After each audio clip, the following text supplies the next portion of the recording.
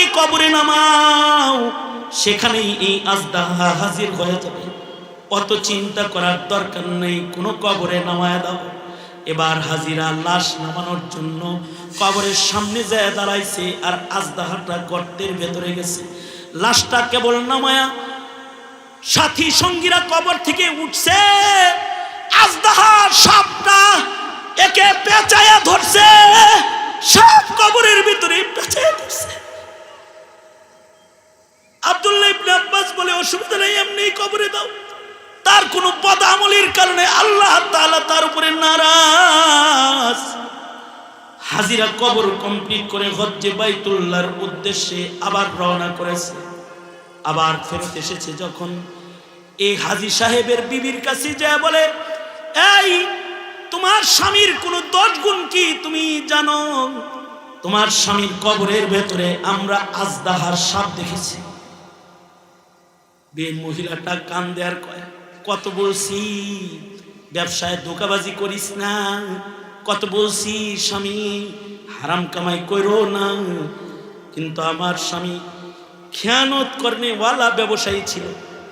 তরকারি বিক্রি করত, খারাপ তরকারির উপরে ভালো তরকারি দিয়ে রাখত। কাস্টমার আসলে নিচের থেকে খারাপ তরকারিও ব্যাগে দিত, ভালোটাও ব্যাগে দিত।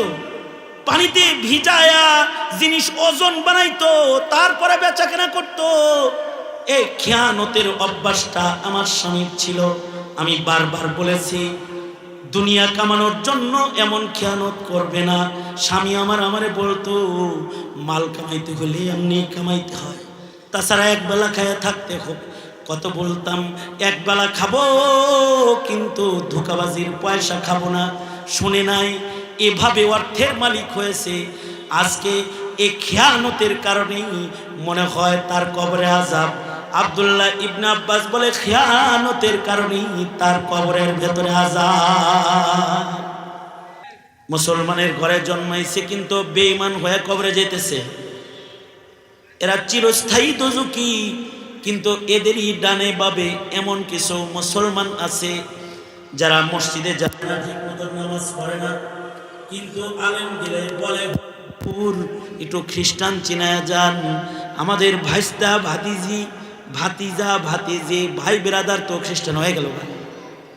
তার মানে ইমানের বুঝ তার আছে, আমল নাই কিন্তু তার ইমান আছে।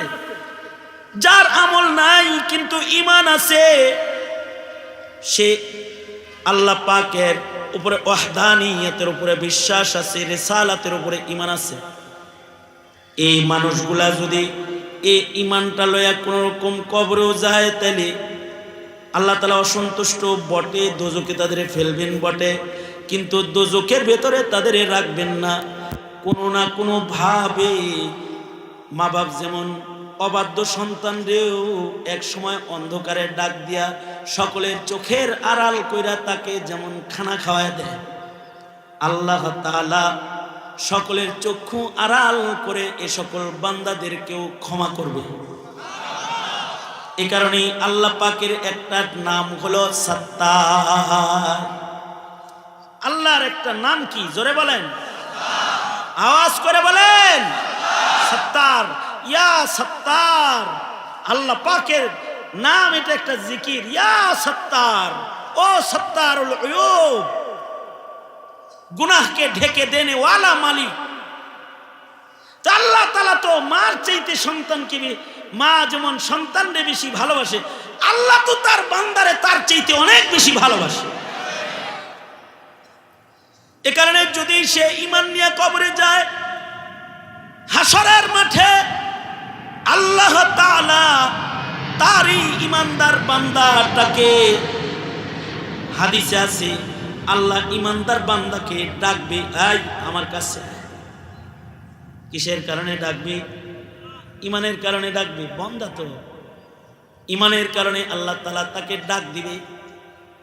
আশ্চর্য বর্ণনা হাদিসের। তুমি আমি বুঝি না তোমার আমার রব তোমাকে আমাকে কত ভালোবাসে। হাসরের মাঠে আল্লাহ তাআলা বান্দাকে ডাইকা কাছে নেবেন। আল্লাহ পাক নিজের কুদরতি হাত বান্দার মাথার উপরে রাখবেন আর বান্দার কানে মুখ লাগায় আল্লাহ তাআলা বলবেন এত গুনাহ করছিলি তুই না ইমানদার, এত পাপ করছিলি কেরে, কেন এত পাপাচার করছিলি বান্দা, তুই না আমার উপরে বিশ্বাস রাখা একটা মুমিন, কেন গুনাহ করছিলি তুই? হাদিসে আছে বান্দা তখন চুপি চুপি আল্লাহকে বলবে বুঝি নাই ভুল করছি আমি। আল্লাহ তাআলা বলবে আমার একটা নাম সত্তার, ভুল যেহেতু বুঝা ফেলাইছস যা বান্দা আমি আমার সত্তার নাম দিয়া তোর গুনাহগুলাকে আজকে ঢাইকা ফেলাইলাম, আর আমি গফফার মালিক তোর জীবনের গুনাহ মাফ করে দিলাম, তোর আমল নামার গুনাহ ঢাইকা ওখানে নেক্সট সেটিং করে দিলাম, কেউ বুঝবে না তুই পাপী, যা গোপনে আমি তোরে ভালোবাসি, তোকে আমি জান্নাত দিয়ে দিলাম। কারোর সাথে হাদিস বলে এমন মুআমালাও আল্লাহ তাআলা করে ফেলবেন। কখন করবেন? এইটা পাওয়ার মতো উপযুক্ত ঈমান যদি তার হয় তার সাথে করবেন। আবার কাউকে কাউকে গুনাহের কারণে দোজখে ফেলবেন, বাট তাকে তার ঈমানি উন্নত অবস্থার কারণে, ঈমান তো সবার একরকম না, এখানে যারা আছি মুখের চেহারার গঠনও যেমন সবার একরকম না, সবার ঈমানের গঠনও একরকম না, সবাই ঈমানের কথা বুঝেও না, কেউ ঈমানের কথা বুঝার পরে তার হালত হয় একরকম, আর কারোর ঈমান এত দুর্বল, এত বুঝানোর পরেও বলে কি জানি হইতেও পারে, তার ঈমান আর এক রকম। সবার চেহারার গঠন যেমন এক না, সবার নাক যেমন একরকম চুকানা, সবার কানের শক্তি যেমন এক না, সবার চোখের পাওয়ার যেমন এক না, ঈমানের পাওয়ারও সবার এক না। তো যার ঈমানের পাওয়ারটা একটু ভালো তার সাথে আল্লাহর মুআমালা আরো আশ্চর্য হবে। আল্লাহ দোজখের ভিতরে ফেলবেন। এক হাদিসে আছে দোজখে ফেলার পরে দোজখের ভেতরে চিল্লান শুরু করবে বান্দা, দুইজন চিল্লাবে দোজখের এক কোণায়। আল্লাহ তাআলা ফেরেশতাদেরকে বলবেন ও চিল্লায় কেন, ওরা ওদেরকে আমার কাছে লইয়া আয়, দোজখ থেকে বাইর করে আল্লাহর কাছে নিয়ে আসবে। আল্লাহ তাআলা বান্দা দুইটাকে বলবে চিৎকার করো কেন, যাও যাও দোজখে যাও, কোনো আওয়াজ করবে না, ভেতরে যায় চুপ করে থাকো, আওয়াজ করবে না। ধমকি দিয়া বান্দা দুইটাকে দোজখের দিকে যাইতে বলবে। বান্দা দুইটা যখন দোজখের দিকে যাবে, এর ভেতরে একজন দোজখের দিকে যাবে, ফিরা ফিরা আল্লাহর দিকে তাকাবে। আল্লাহ তাআলা তাকে ডেকে বলবে যাইতে কইলাম এদিকে আমার দিকে চাস কি জন্যে?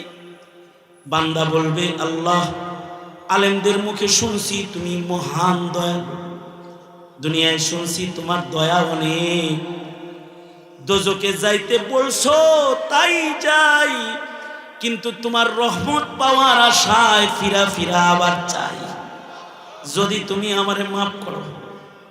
আল্লাহ তাআলা বলবেন আমার রহমতের পরে তোর যখন ঈমান আছে, যা বান্দা আমি আমার রহমত তোকে দান করলাম, তোর গুনাহ মাফ করে দিলাম, তোকে জান্নাত দিয়ে দিলাম।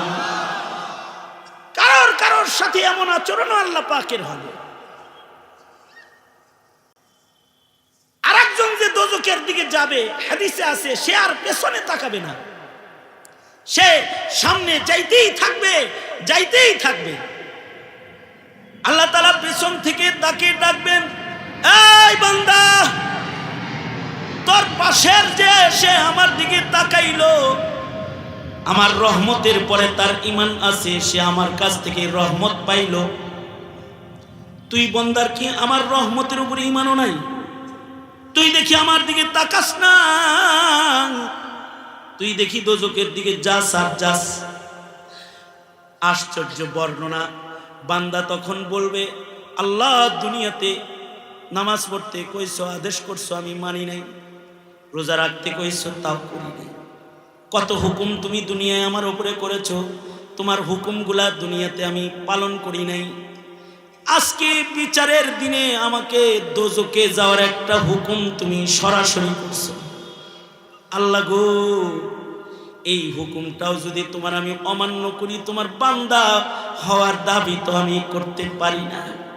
এ কারণে তোমার এই হুকুমটা পালন করে তোমার বান্দা হইবার চাই, এই কারণে দোজকে যাই। আল্লাহ তাআলা বলবেন, আমার হুকুমের প্রতি তোর সম্মান আছে, বোঝা যায়। এ কারণে যা বান্দা, তোরেও মাফ করে দিলাম, বাইর করে আনছিলাম, যা সোজা জান্নাতে পাঠায় দিলাম।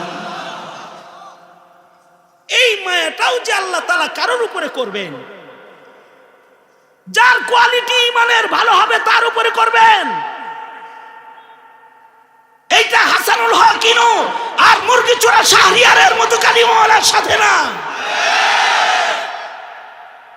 এটা যার ইমানের হালতের উন্নতি আছে তার সাথে করবেন। যার ইমানটা আর একটু ডেভেলপ ভালো, তার সাথে আল্লাহর আচরণ আরো সুন্দর হবে। আল্লাহু আকবার কবীরা। এই কারণে আলেমরা ইমান ঠিক করতে কয়, ইমান ঠিক করো, ইমান ঠিক করো, ইমান ঠিক করো। তাবলীগ জামাতরা ইমানের কথা কয়, ইমান ঠিক করো, ইমান ঠিক করো, ইমান ঠিক করো।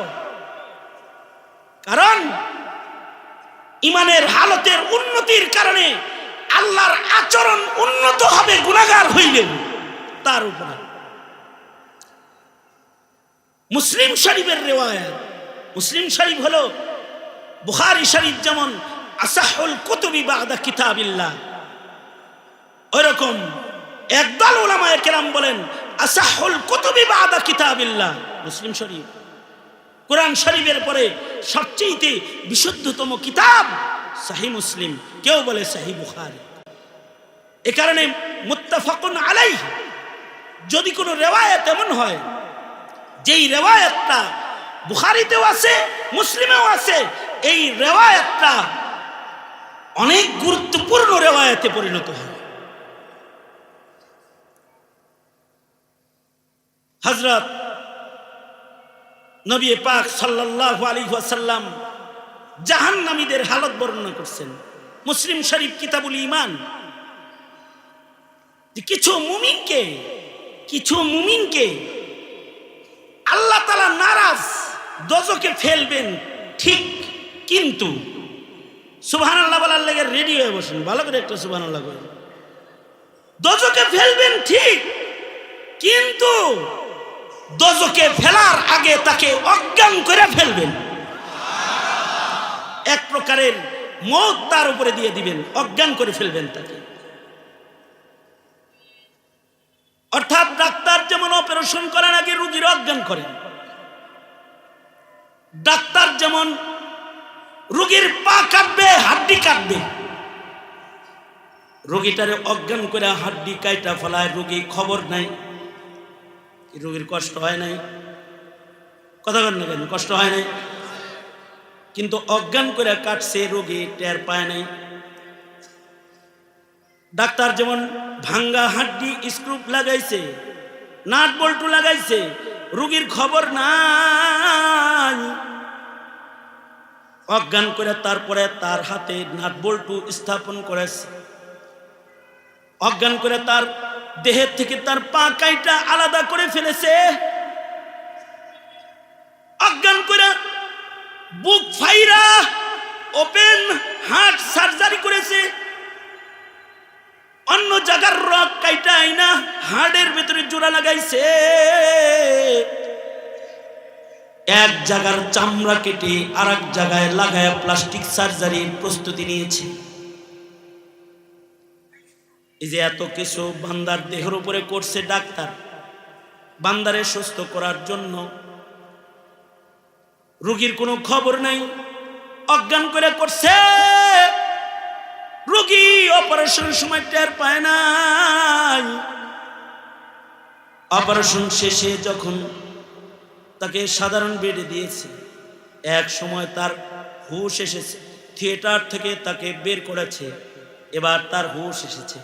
হুঁশ আসার পরে সে দেখে তার একটা পা নাই, সে দেখে তার গায়ের এই জায়গায় চামড়া নাই। হায় রে, কি কিয়ামত আমার উপর দিয়ে হয়েছে। সে দেখে তার বুকটা পুরা নাভি পর্যন্ত কেটে দ্বিখণ্ডিত করা হয়েছে। সে দেখতে পায় তার দেহের অঙ্গ কেটে তার দেহ থেকে বিচ্ছিন্ন করা হয়েছে। কিন্তু যখন বিচ্ছিন্ন করেছে তখন তার কোনো খবর নাই, কারণ তাকে অজ্ঞান করা হয়েছে।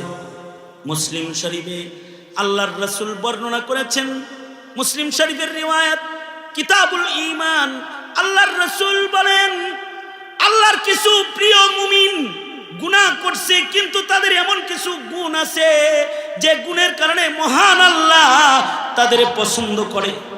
এবার তাদের দোজখের আগুনে ফেলবে, গুনাহ থেকে তাদেরকে পাক করার জন্য বটে, কিন্তু মহান আল্লাহ তাদের অজ্ঞান করে দোজখে ফেলবে। বান্দার উপরে জাহান্নামের আযাব হয়ে যাবে, কিন্তু বান্দাটা টের পাবে না। বান্দাকে যখন দোজখের থিয়েটার থেকে তাকে যখন বের করবে, তাজকিয়াতান, যেই দোজখে তাকে ফেলা হয়েছে এখান থেকে যখন তাকে বের করবে পবিত্র কইরা, গুনার ময়লা গুলো আগুন দিয়ে পুইরা সাফ কইরা যখন আল্লাহ তাআলা বের করবে, বান্দা তখন দেখবে তার দেহে চামড়া নাই, তার চোখ পুড়ে গেছে, তার হাত নাই, তার অঙ্গ প্রত্যঙ্গ কালা হয়ে গেছে। আগুনে পুরা মানুষের দেহ যেমন বিভৎস, এরকম বিভৎস হয়ে গেছে। আল্লাহ তাআলা বলবে, বান্দা গুনাহ করছিলি, এর লেগে দোজখের আগুনে তোরে পুড়াইছি, কিন্তু তোর যেহেতু ঈমান আছে তাই এবার তোরে বাইর করছি। এবার আল্লাহ তাআলা বান্দাকে নহরে হায়াতের পানির দ্বারায় বান্দাকে গোসল করাবে। যখন গোসলটা দিবে, বান্দার দেহের কালা চামড়াগুলা শুভ্র সাদা জান্নাতি যুবক যুবতীর চামড়ায় রূপান্তরিত হবে। আল্লাহু আকবার কাবীরা। আল্লাহ তাআলা তাকে জান্নাতের সাজে সাজায় বলবে, গুনাহ করছিলি তাই দোজখে ফেলছিলাম, কিন্তু ঈমানটা যেহেতু নষ্ট করস নাই, ঈমান যেহেতু কবরে লয়ে আইছ, যা বান্দা আমার জান্নাত তোকেও আমি দিয়ে দিলাম। এর জন্য দরকার ঈমান। এ কারণে আমরা অভিভাবকদেরকে বলি, সন্তানকে বাড়ি করে দেন, গাড়ি করে দেন, শিক্ষিত বানান, সাথে সাথে তাকে ঈমানদার বানান। কথা বলেন, আওয়াজ করে জোরে বলেন, জোরে বলেন। মুসলিম ঘরের নাস্তিক তাকে বানাবেন না, মুসলিম ঘরের ভিনদেশী তাবেদার গোলাম তাকে বানাইবেন না, তাকে ঈমানদার বানান। ঈমানদার, তাহলে সে তার ঈমানের বদলায় একদিন না একদিন আল্লাহর ভালোবাসা পেয়ে আল্লাহর জান্নাতে প্রবেশ করবে। কিন্তু এখন প্রশ্ন হলো, দোজখের আগুনে কি আমাদের পুরার মতো ক্ষমতা আছে? জোরে আওয়াজ করে বলেন, আছে? ইন্নাহা সাআত মুস্তাকাররা ওয়া মুকামা। দোজখে তো যাওয়ার মতো শক্তি সামর্থ্য আমাদের নাই। দোজখে এক মুহূর্ত থাকার মতো শারীরিক শক্তি আমাদের নাই। মোমবাতির ভেতরে ছোট্ট আগুনে নিজের দেহ জ্বালানোর মতো শক্তিও আমাদের নাই। তাইলে দোজখের ভয়ঙ্কর আগুনে আমরা কিভাবে নিজেদেরকে জ্বালাইবার প্রস্তুতি নিতে পারি? না। তাহলে দোজখের আগুন থেকে যেন মুক্ত হয়ে বিনা হিসাব জান্নাতে যাওয়া যায়, এটার কি কি প্রসেস আছে এটাও একটু আলোচনায় আসা দরকার। বিনা হিসাব জান্নাতে যাওয়ার বেশি না, আমি 3 থেকে 4টি পদ্ধতির আলোচনা আজকে আপনাদের সামনে করার ইরাদা অল্প টাইমে। তার ভেতরে একটা প্রসেস হলো ঈমানের পাশাপাশি নেকির কাজে অভ্যস্ত গোলামের খাতায় নিজের নাম লেখায়া দেওয়া। যেমন আপনাদের যেমন ঈমান আছে, আপনাদের নেকিরও চাহিদা আছে, তাই ওয়াজ মাহফিলে এসেছেন। ওয়াজ মাহফিলে কি টাকা পাইবেন এর লেগে আইছেন? বুঝা থাকলে জোরে করে বলেন, কি লেগে আইছেন? নেকির লেগে আইছেন। এখানে আসলে দুটি কথা শুনলে, আল্লাহর নাম বললে, একটু আল্লাহর নাম নিলে আল্লাহ নেক দিবেন। শুধু নেক দিবেন না, গুনাহ মাফ করবেন। সুবহানাল্লাহ, জোরে আওয়াজ করে বলেন। এখানে যারা ঢুকেছেন তাদেরকে আল্লাহ কেমন মাফ করবেন? যদি খালি তওবা করতে পারেন এখানে, তাহলে পেছনের সব গুনাহ মাফ করে দিবেন। শুধু মাফ করবেন না, গুনাহকে নেকির দ্বারায় পাল্টায় আমল নামায় উঠায়া দিবেন। কারণ এই উম্মতকে আল্লাহ তাআলা আশ্চর্য দুইটা জিনিস দান করেছেন। কটি জিনিস? এই উম্মতকে আজব দুইটা জিনিস দান করেছেন। হাসানুল বসরি বলেন, উম্মতে মুহাম্মাদীকে আল্লাহ তাআলা আশ্চর্য দুটি জিনিস দান করেছেন। তার ভেতরে একটা আশ্চর্য জিনিসের নাম হলো নিয়ত। একটা আশ্চর্য জিনিসের নাম কি? জোরে বলেন, নিয়ত। আমার এত সময়ের আলোচনা শোনার পরে কেউ যদি এই নিয়ত করেন এখন যে হুজুর, পেছনের জীবনের বহু রাত বহু দিন আমি বরবাদ করেছি, আজ থেকে আমার নিয়ত হলো আমার আর এক ওয়াক্ত নামাজ কাজা হবে না। আমার নিয়ত হলো আমি কোরআন পড়া শিখে ছাড়ব। আমার নিয়ত হলো আমাকে আল্লাহ মাল দিয়েছে, আমি আল্লাহর ঘরে যাব। কেউ যদি এরকম নিয়ত করেন, শুধু নেক আমলের নিয়ত, এটা এত দামি এক দৌলতের নাম, শুধুই মাত্র এখানে বসে নিয়ত করবেন। নিয়ত এত পাওয়ারফুল এক জিনিসের নাম। নিয়ত করার সাথে সাথে আল্লাহ তাআলা আপনাকে নামাজের সওয়াব দিয়ে দিবে, নামাজের সওয়াব দান করবে। হজের নিয়ত করবেন, হজের সওয়াব দান করবে। আপনি নিয়ত করছেন তাকবীরে উলার নামাজ পড়বেন, তো তাকবীরে উলার সওয়াব দিবেন। আপনি নিয়ত করবেন যে আমি শরীয়তের উপরে চলবো ইস্তেকামতের সাথে, 60 বছরও যদি বাঁচি, 40 বছরও যদি বাঁচি, 40 বছরের ভিতরে আমি আমার রবের নাফরমানি একবারও আর করব না। যদি এমন কোন নিয়ত কেউ এখানে বসে করতে পারো, তোমাদের জন্য একটা খুশখবরি দিচ্ছি নায়েবে নবী হিসেবে। আজকে এই নিয়ত করার পরে আজকে রাত্রি যদি তোমার মরণ হইয়া যায়, আজকের রজনী যদি তোমার শেষ রজনী হয়ে যায়, আল্লাহ তাআলা তোমার আমল নামার ভেতরে ওই যে 40 বছরের ইবাদতের নিয়ত করেছিলে এটা জমা করে দিবে। ওই যে হজ্জে বাইতুল্লাহর নিয়ত করেছিলে হজের সওয়াব জমা করে দিবে। সুবহানাল্লাহর ওয়াস্তে করে বলেন সুবহানাল্লাহ। ওই যে নিয়ত করছিলা তাকবীরে উলার নামাজ পড়বে, মহান আল্লাহ তোমাকে তাকবীরে উলার নামাজ দান করবে।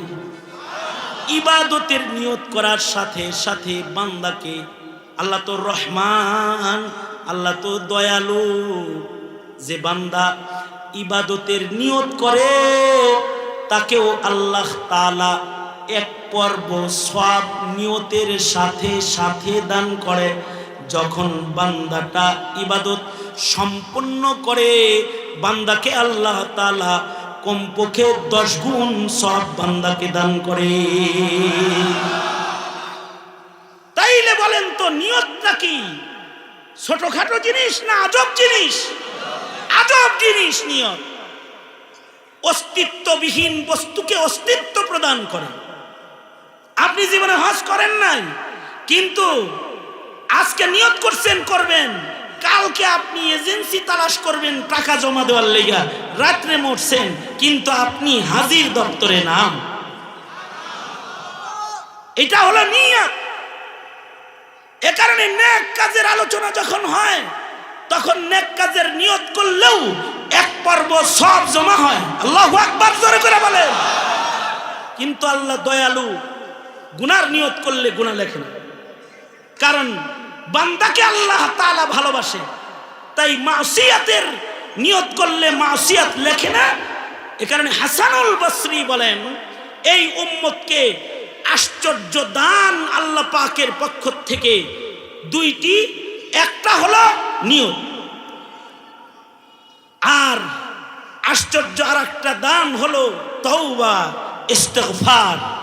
তওবা, উম্মতের কেউ যদি তওবা করে, আজকে এখানে যারা বসছেন তারা যদি খালি তওবা করেন কেউ, যে আমি আমার পেছনের অপরাধের জন্য অনুতপ্ত, আমি আর অপরাধ করব না, তওবা করার সাথে সাথে যা গুনাহ করছিলেন এগুলো আমলনামার থেকে খালি মুছে না, সুবহানাল্লাহ আওয়াজ কইরা বইলেন, আগেই না আমি বইলা লই, শুধু আমলনামার থেকে মুছে না, আল্লাহ তাআলা যেই ফেরেশতা গুনাহগুলো লিখেছে তাদের ব্রেন থেকে, তাদের স্মরণ শক্তির থেকেও এইগুলোকে আল্লাহ তাআলা মাইনাস করে দেয়। আল্লাহু আকবার। বান্দাটারে এমন বানায় কায়াউমিন ওয়ালাদাতহু উম্মুহু, কেমন যেন তার মা কেবল তাকে প্রসব করেছে। সুতরাং এই 3 দিন ব্যাপী তাফসীর মাহফিল আপনার নেক আমলের নিয়ত করার জায়গা। এই 3 দিন ব্যাপী তাফসীর মাহফিল আপনার জীবনের গুনাহ থেকে তওবা করার জায়গা। এই 3 দিন ব্যাপী তাফসীর মাহফিল আপনার নেকির ওয়াদা করার জায়গা। মনে রাখবেন একটা কথা, কেউ যদি নেকি করে, নেকির পুরস্কার দুনিয়ায় আল্লাহ তাকে দান করে, কবর থেকে আল্লাহ তাআলা এর বড় পুরস্কার দেওয়া শুরু করে। আর যদি দুনিয়াতে কেউ অন্যায় করে, তার শাস্তি আল্লাহ তাআলা মরার আগেই দুনিয়ায় তারে দান করে। দুনিয়াতে কেউ অন্যায় করলে তারে সাজা দান করে। আর কেউ যদি দুনিয়াতে ভালো কাজের নিয়ত করে, আল্লাহ তাআলা দুনিয়াতেও তারে ভালো কাজ করায়, কবরেও তারে আল্লাহ তাআলা ভালো কাজ করায়। হিলিয়াতুল আউলিয়া কিতাবের ভেতরে এসেছে, সাবেতে বুনানি রহমাতুল্লাহ আলাইহি এক বুজুর্গের নাম, যিনি মালিক ইবনে দিনার রহমাতুল্লাহ আলাইহির সমসাময়িক যুগের বুজুর্গ ছিলেন। মালিক ইবনে দিনারের সমসাময়িক যুগের বুজুর্গ ছিলেন সাবেতে বুনানি রহমাতুল্লাহ আলাইহি। উনি ইন্তেকালের আগে সব সময় দোয়া করতেন, আল্লাহ দুনিয়াতে তো রাতের নামাজ আমারে পড়াইবা, আমার তাহাজ্জুদ পড়া মজা মিটে না, দুনিয়ায় তো অনেক ঝামেলা আছে, কবরে তো কোনো ঝামেলা নাই, আল্লাহ আমার নফল নামাজের মজাটা মিটানোর জন্য তুমি কবর জগতে আমারে সুযোগ দিও। আমি ইসরাফিলের বাঁশি পর্যন্ত বরজখে নফল ইবাদত নামাজ পড়তে চাই। আল্লাহু আকবার, জোরে করে বলেন। আমরা ফরজ নামাজ পড়ার নিয়ত করি না, আর উনি দোয়া করতেন কি, আল্লাহ আমার নামাজ পড়া তৃপ্তি মিটে না। সাহাবায়ে কেরাম এত নামাজ পড়তেন, কোরআন বলে ফি উজুহিহিম মিন আসারিস সুজুদ, তাদের চেহারার ভেতরে সেজদার দাগ।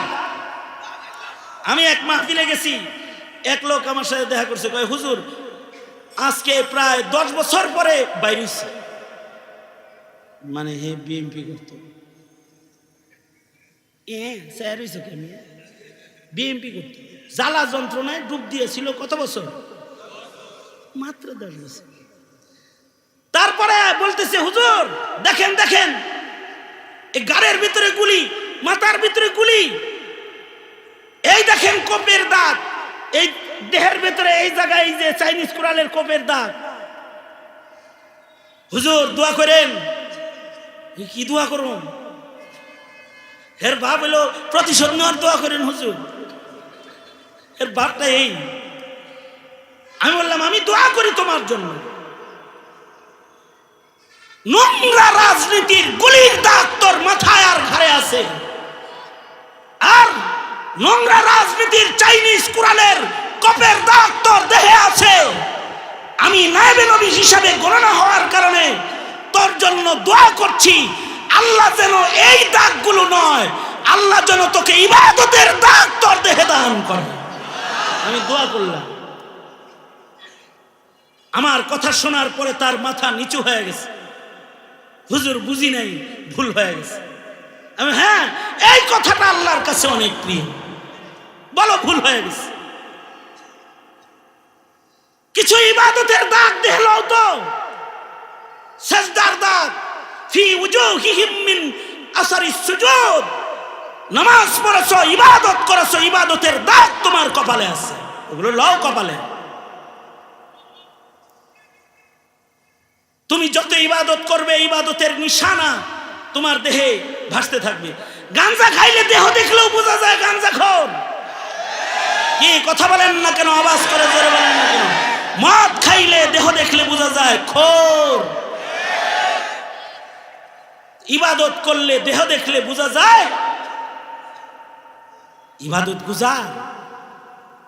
ইবাদতের পুরস্কার যেমন দুনিয়াতে আছে ইজ্জত, কবরেও আছে, হাসরেও আছে।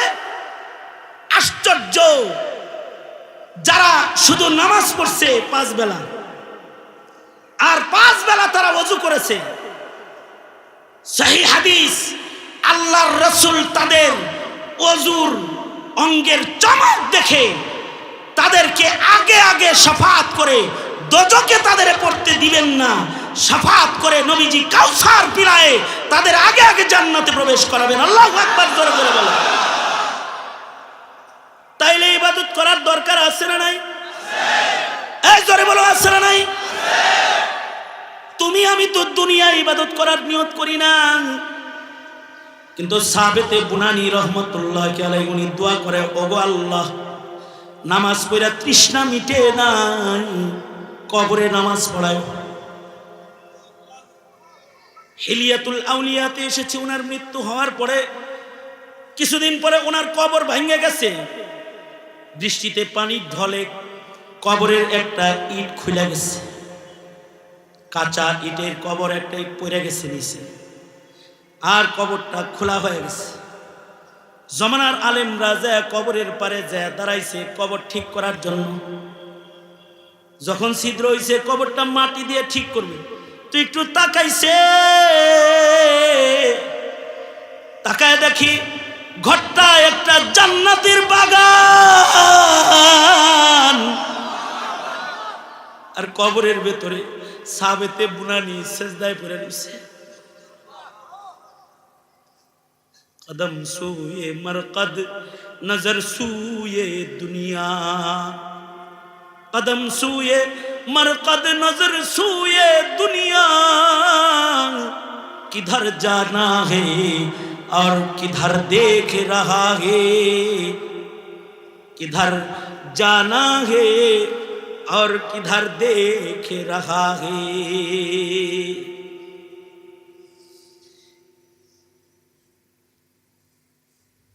জালালউদ্দিন সুয়ুতি রহমতুল্লাহি আলাইহির কিতাব শারহুস সুদুর ফি আহওয়ালিল মাউতা ওয়াল কুবুর, জালালউদ্দিন সুয়ুতির কিতাব। তিনি ঘটনা এনেছেন, বাগদাদ থেকে একটি বাণিজ্যিক কাফেলা, ব্যবসায়িক কাফেলা, তারা হজ্জে বাইতুল্লাহতে যাইতেছে, হজে যাইতেছে। রাস্তায় হাজিদের দলের একজনের মৃত্যু হয়ে গেছে রাস্তার ভিতরে। আজকে মাহফিলের প্রথম দিন, যুবকরা আমাকে বলছে তাড়াতাড়ি শেষ করতে, কিন্তু আপনারা যারা বসে আছেন, আমি আপনাদেরকে তাড়াতাড়ি আখিরি মুনাজাতের দিকে নিয়ে যেতে চাইতেছি, কারণ আরো 2 দিন আপনারা বয়ান শুনবেন। আমাকে কি আপনারা ধৈর্যের সাথে আর অল্প একটু সময় দিবেন আখিরি মুনাজাতের দিকে নেওয়ার জন্য? আমার সাথে আছেন আপনারা? কিছু সময় আরো আছেন? আকাম যারা করছো তারা তওবা করো। এটা তো দুনিয়া, দুনিয়া সামনে আছে হইল মরণ, আজরাইলের থাবা সামনে আছে। বৈষম্য বিরোধী ছাত্র আন্দোলনের ছাত্রের থাবা ওটা না, ওটা মালাকুল মউত আজরাইলের থাবা আছে একটা, আজরাইলের থাবা, আজরাইলের থাবা তোমার জন্য অপেক্ষায় আছো তুমি, আজরাইল তোমাকে ধরবে। শোনো, তুমি আমার বক্তব্য শুনে যাও, দিল দিয়ে একটু শোনো। একজন তো সাবেতে বুনানি, সে দোয়া করতে চায়, আল্লাহ কবরেও আমি নামাজ পড়তে চাই, এটা হলো একটা। কিন্তু জালালউদ্দিন সুয়ুতি লেখে, হজের কাফেলা বাগদাদ থেকে মক্কার দিকে যাইতেছে। রাস্তায় মাঝখানে যে হাজিদের একজনের ইন্তেকাল হয়ে গেল, মইরা গেছে হাজী সাহেব, তাকে রাস্তায় দাফন করে এবার তারা চলে যাবে। দাফন করার মতো সরু সামান তাদের কাছে নাই। জালালউদ্দিন সুয়ুতি লেখে, পাশে একটা মহল্লা আছে, মহল্লার বাড়িতে গেছে একটা কোদাল আনতে। কবর খুঁড়তে কোদাল লাগবে না? হ্যাঁ, স্যার হোসেন কেমি, কবর খুঁড়তে কি লাগবে জোরে বলেন? কবর খনন করতে কোদাল লাগবে, তো কোদাল চাইতে মহল্লায় গেছে। যা দেখে এক মহিলা বাড়ির উঠানে কোদাল দিয়া ময়লা পরিষ্কার করে। যা বলে, বোন রে, আমরা বাইতুল্লাহর মুসাফির হাজিদের কাফেলা, আমাদের একজন সাথী হাজি মরে গেছে, ইন্তেকাল করেছে, তোমার এই কোদালটাকে আমাদের একটু দিবা, আমরা একটা কবর খনন করব, লাশ দাফন করব, হাজির লাশ। মহিলা বলে, দিতে পারি, শর্ত আছে, কোদালটা বাড়ি আইন আবার দিয়ে যেতে হইব। ওই মরুভূমিতে যায় আমি কোদাল আনতে পারবো না, কাজ শেষ হয়ে গেলে আমার কোদালটা আমার বাড়ি দিয়ে যেতে হবে। কিন্তু আল্লাহর কাম আল্লাহ করে। কোদালটা আনছি, কোদাল দিয়া কবর খনন করেছে, লাশ কবরে নামাইছে। কিন্তু লাশ রাইখা যখন মানুষগুলা উপরে উঠে আসতেছে, ভুলে কোদালটাই কবরের ভিতরে রয়ে গেছে। কোদালের কথা স্মরণ নাই, ভুলে গেছে। উপরে উঠেছে, ওঠার পরে এবার কোদাল খুঁজে পায় না। কয় কোদাল কই? কয় এটাকে তো কবরে নামাইছিলি, মাটি ঠিক করার জন্য, এটা মনে হয় ভিতরে রয়ে গেছে। তাহলে একটা কাজ করো, কবরটাকে একটু বাঁশগুলা একটু সরাও, কাঠগুলা সরাও, ইটগুলা সরাও, কবর থেকে কোদালটা বাইর করো, মহিলার কাছে ফেরত দেওয়ার ওয়াদা।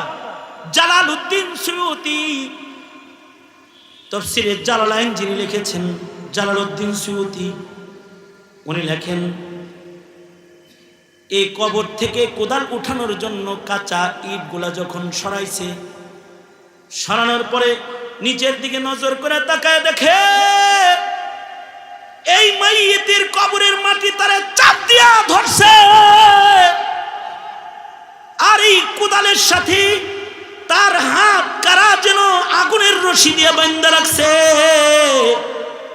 আযাব হইতেছে দেখে ভয়ে তাড়াতাড়ি বাঁশ ছেড়ে দিয়ে দূরে গিয়ে দাঁড়ায়ছে হাজী সাহেবরা। না না, কোদাল তো উঠানো যাবে না, এখানে তো আযাব হইতাছে। কবরটাকে কমপ্লিট করে হাজিরা চলে যাচ্ছে। যাওয়ার সময় পরামর্শ করে সব হাজি মিলা ওই মহিলার বাড়িতে গেছে। যা বলে, বোন রে, তোমার কোদালটা ফেরত দেওয়ার ওয়াদা করেছিলাম, ভুলে ওইটা কবরের ভেতরে রয়ে গেছে, কোনো কারণে ওইটাকে আমরা তুলতে পারছি না, তার 4 গুণ মূল্য 5 গুণ মূল্য তোমাকে আমরা হাদিয়া দিয়ে যেতে চাই, আমাদের মাফ করে দিবে। মহিলাও ওজোর বুঝতে পেরেছে, টাকা দিয়ে চলে গেছে। হাজিরা হজ্জে বাইতুল্লাহ শেষ করে এই মরহুম যিনি তার বাড়িতে গেছে, বাড়িতে যা তার বিবিরে বলে, এই বোন, কোনো কিছু গোপন কইরো না, তোমার স্বামীকে লইয়া হজ্জে বাইতুল্লাহতে যাচ্ছিলাম, রাস্তায় তিনি মারা গেছে, কিন্তু তার কবরের এই হালত আমরা দেখে ভীত। বোন রে, তুমি কি তোমার স্বামীর কোনো দোষ জানো নাকি? মহিলাটা বলে, আরে এরকম তো হবেই, বহু বুঝাইছি স্বামীরে, জুলুম কইরো না। নিজের বাণিজ্যিক পার্টনারকে নিজের হাতে হত্যা করে কোটি টাকার মালিক হয়ে পার্টনারের মেরে দেওয়া টাকা দিয়া হজে যাইতেছে, ওর কবরে আযাব হইব না? কার কবরে আযাব হইব? জালালউদ্দিন সুয়ুতি বলে, যারা দুনিয়াকে চিনেছ, আখেরাত চিনো নাই, তাদের শুধু আখেরাত বুঝার জন্য তোমরা মৌতের ইন্তজার করো। মৃত্যু তোমাদের ধরবে আর তোমরা আখেরাত বুঝবে, তোমরা কবর বুঝবে, তোমরা হাসর বুঝবে। আর এক বাণিজ্যিক কাফেলা রওনা করেছে হজ্জে বাইতুল্লাহতে যাওয়ার জন্য। সেম কাহিনী ঘটেছে, একজনের ইন্তেকাল হয়েছে। ইমাম বাইহাকি রহমতুল্লাহ আলাইহি শুআবুল ঈমানের ভিতরে এনেছেন। ইমাম বাইহাকি শুআবুল ঈমানের ভিতরে আনছেন, বাণিজ্যিক কাফেলা হজে যাইতেছে। হজে যাওয়ার পথে রাস্তার ভিতরে এক হাজির ইন্তেকাল হয়ে গেছে। এই হাজী সাহেবকে কবর দেওয়ার জন্য সঙ্গী হাজিরা কবর খনন করেছে। এক জায়গায় কবর খনন করেছে আর সেখান থেকে একটা সাপ বেরিয়েছে।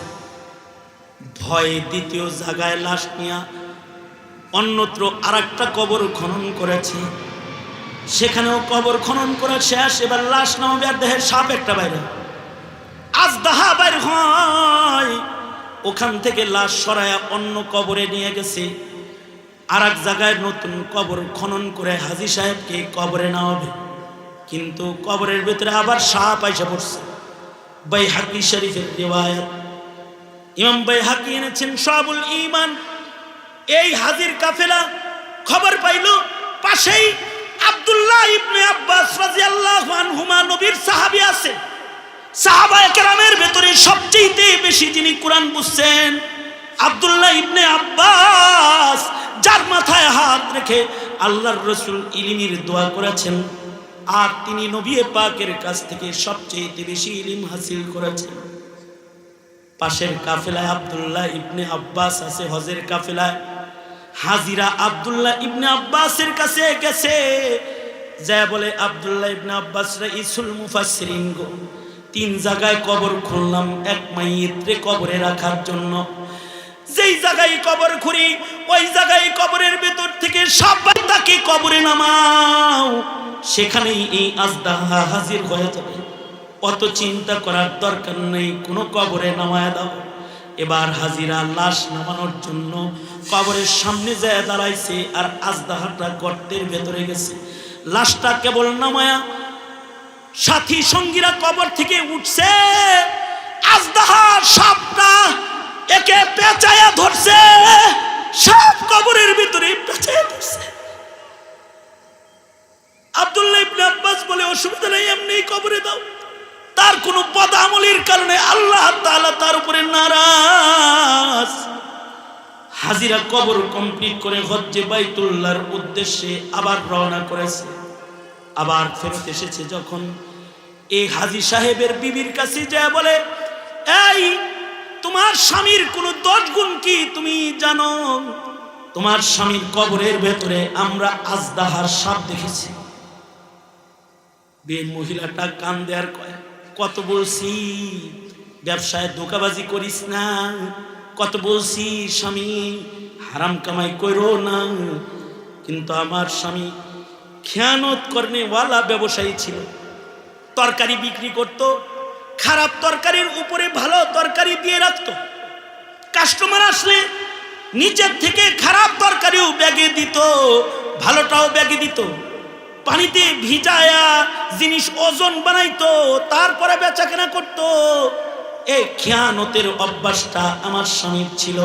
আমি বারবার বলেছি, দুনিয়া কামানোর জন্য এমন খেয়ানত করবে না। স্বামী আমারে বলতো, মাল কামাইতে হলে এমনি কামাইতে হয়, তাছাড়া একবেলা খায়া থাকতে হোক। কত বলতাম, একবেলা খাবো কিন্তু ধোঁকাবাজির পয়সা খাবো না। শুনে নাই, এভাবে অর্থের মালিক হয়েছে। আজকে এই খেয়ানতের কারণেই মনে হয় তার কবরে আযাব। আব্দুল্লাহ ইবনে আব্বাস বলে, খেয়ানতের কারণেই তার কবরের ভেতরে আযাব। দুনিয়া যারা চিনো, যারা দুনিয়ার সলসাতুরি করে, দুনিয়ার প্রসাদ আর দুনিয়ার অট্টালিকাকে নিজের আসল সামান মনে করো, যারা রাজনীতি করতে করতে পৃথিবীর ভোগ বিলাস আর রাজত্বের চেয়ারকেই শান্তি আর সম্মানের চেয়ার মনে করে আখিরাতকে ভুলে যারা নেকাত ছেড়ে দিয়েছো, তাদের খাসারা দুনিয়াতেও আছে, কবরেও আছে, হাসরে আযাব তোমার অপেক্ষা করছে। আর যদি দুনিয়াতে কেউ ইবাদত করো, কারোর কাছে যদি নামাজ ভাল লাগে, কারোর কাছে যদি তাকবীরে উলার নামাজ ভাল লাগে, কেউ যদি রাত জেগে কোরআন পড়া ভালো লাগে কারোর, যেমন সাহাবায়ে কেরাম সারা রাত নামাজ পড়েছে, হযরত উসমান ইবনে আফফান 2 রাকাত নামাজে কোরআন খতম করেছে, ইমামে আজম আবু হানিফা 2 রাকাত নামাজে কোরআন খতম করেছে, তামিমে দারি 2 রাকাত নামাজে কোরআন খতম করেছে। সাহাবায়ে কেরাম কেউ কেউ সারা বছর নফল রোজা রাখছে, সারা বছর তারা নফল রোজা রেখেছে। আব্দুল্লাহ ইবনে আমর ইবনুল আস রোজার হালতে তিনি মারা গেছেন। কেন? ইন্নাল্লাহা ইউহিব্বুল মুহসিনিন, আল্লাহ তাআলা নেককার বান্দাকে পছন্দ করে। যারা নেককার বান্দা তাদেরকে আল্লাহ তাআলা দোজখের আগুনে ফেলবে। আল্লাহু আকবার বলেন, আর জোরে আওয়াজ করে বলেন আল্লাহু আকবার। যারা ইবাদত করে তাগরে আল্লাহ দোজখের ধারে কাছেও নিবে না। তারা দুনিয়াতেই দামি হয়ে যায়, তাহাজ্জুদের নামাজ পড়ে, তাকবীরে উলার নামাজ পড়ে। তাকবীরে উলার নামাজ পড়তেন সাঈদ ইবনে মুসাইয়িব, সুদীর্ঘ 40 বছর পর্যন্ত তাকবীরে উলার সাথে তিনি নামাজ পড়েছেন। শুধুই মাত্র তাকবীরে উলার নামাজ নয়, লাগাতার 40 বছর তিনি আজানের আগে মসজিদে প্রবেশ করেছেন। আল্লাহু আকবার, জোরে বলেন। ওনাকে জিজ্ঞেস করা হয়েছে আজানের আগে মসজিদে ঢুকেন কেন? উনি কাঁদতেন আর বলতেন, আল্লাহর ঘরে ডাইকা না লাগলে যদি আবার আসামি হয়ে যায়, এ কারণে আজান শুরু হওয়ার আগে মসজিদে ঢুকা যায়। এদেরও জীবন কেটে যায়, তোমারও জীবন কেটে যাবে, কিন্তু তারা জান্নাতে চলে যাবে, তুমি দোজখের ঘরে ঢুকে যাবে। যদি কথাগুলো বুঝে এসে থাকে তাহলে এখন হলো কাজ তওবা।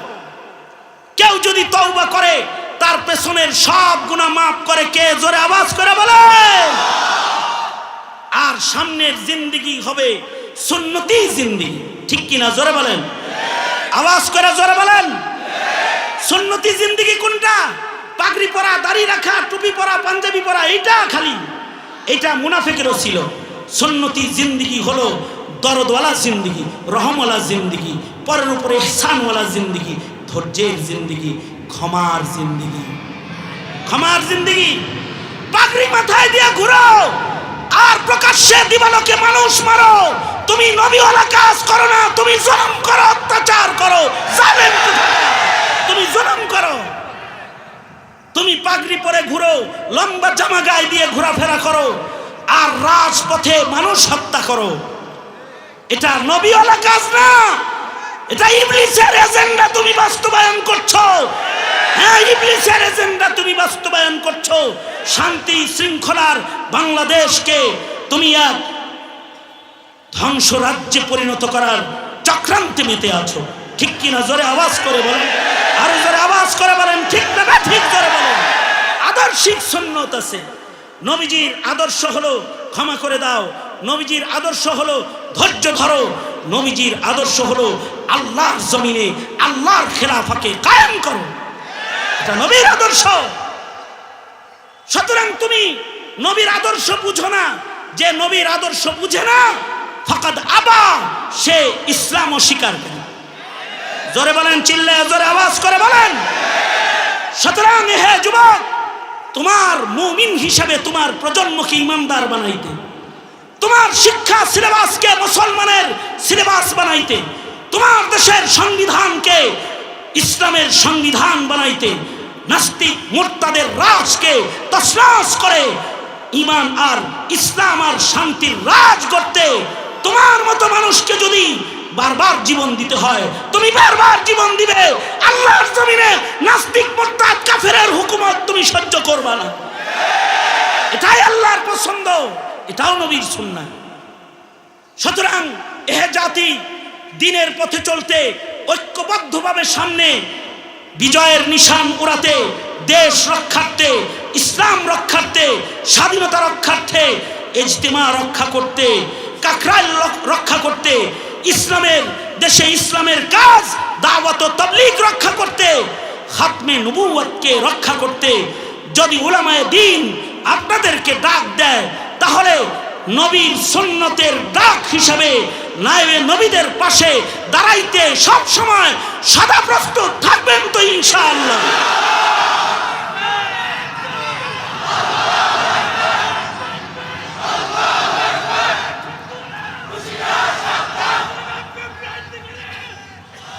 আজকে মাহফিলের প্রথম দিনে আমি শক্ত করে কিছুই বলতে চাই না। 3 দিন প্রোগ্রাম হবে, তাই আমি আমার কথাকে অনেক সফট কর্নার থেকে বুঝাইবার চেষ্টা করেছি। চেষ্টা করার দায়িত্ব আমার, আর বুঝ গ্রহণ করার দায়িত্ব আপনার। যদি বুঝে থাকেন তাহলে আলেম উলামা যেখানে আপনারা আছেন, আলেম উলামা যেখানে, নবীর সুন্নত যেখানে, কোরআন সুন্নাহ যেখানে, কোরআন সুন্নাহ নাই যেখানে, জুলুম আছে যেখানে, ইনসাফ আছে যেখানে, আদালত আর ইনসাফের রাজ করতে সদা প্রস্তুত। এক মর্দে মুজাহিদের হায়াত হোক, তোমরা নতুন প্রজন্মের যুবকদের হায়াত।